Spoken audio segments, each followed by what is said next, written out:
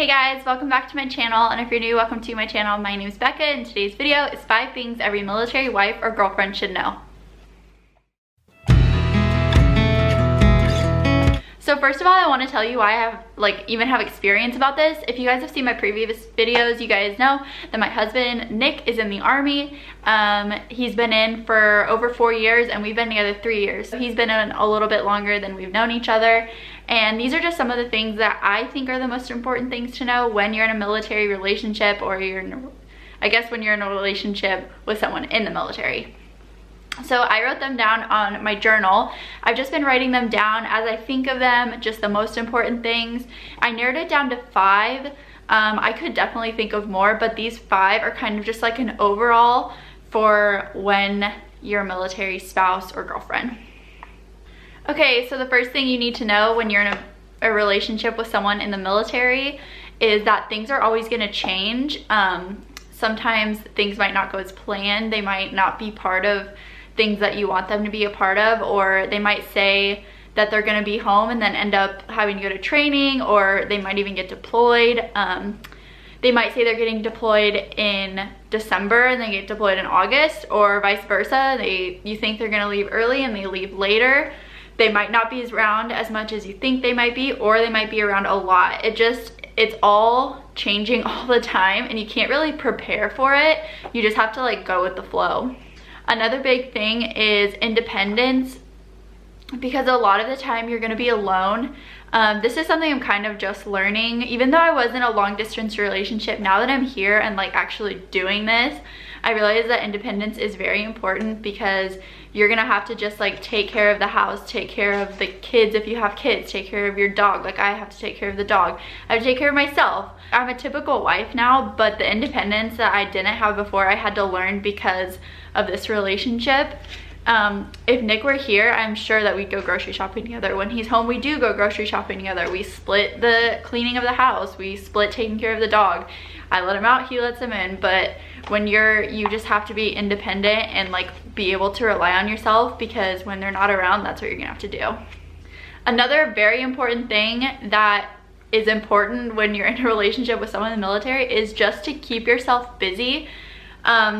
This is important mostly when they're gone. So if your husband or boyfriend is at training or they're deployed, you have to find a way to take up your time, whether that be a job or just a hobby. I definitely recommend it.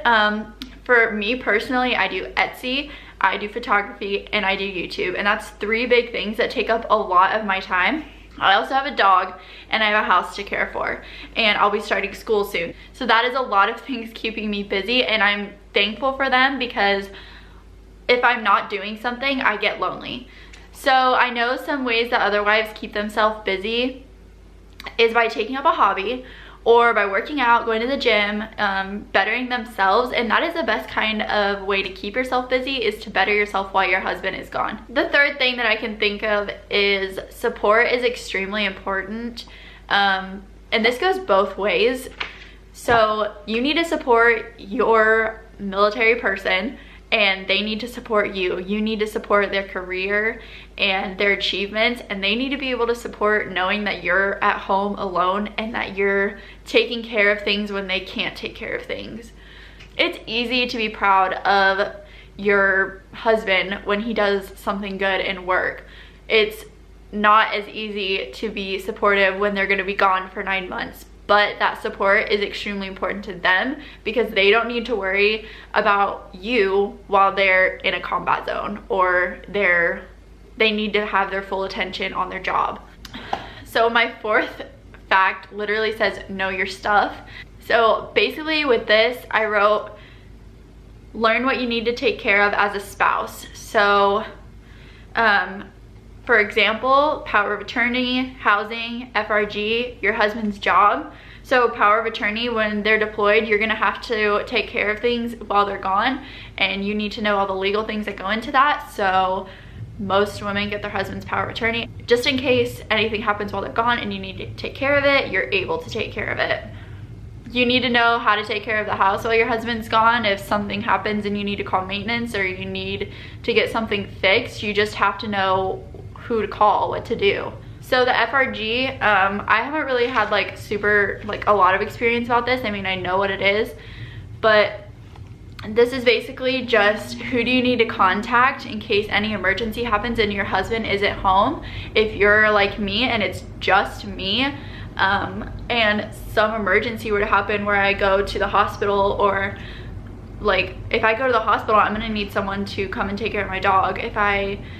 And that's where your support system from the spouses in your husband's unit comes from. So that's what the FRG is. Something else is just the contact information in case anything were to happen, how to get in contact with these women, how to get, if they're at training and something happens and you have to get a message through the Red Cross, you need to know how to do that. And as a bonus to this video, something that I notice a lot of wives this happens to is they forget their ID, and you always need to have your ID, especially if you live on post and you do most of your life like surrounds on post or on base. You need to have your ID when you go through the gate. You need to have it if you go to the doctor's office. You need to have it at the grocery store. You need to have it at the PX. You just like always have to have it when you check out, basically, or when you're like getting on post. So there's your bonus. Don't forget your ID. If you guys have any other questions, please leave them in the comments below. I'd love to answer them. And I hope you guys enjoyed this video. If you did, please give it a big thumbs up and subscribe to my channel, and I'll see you in the next one. Bye.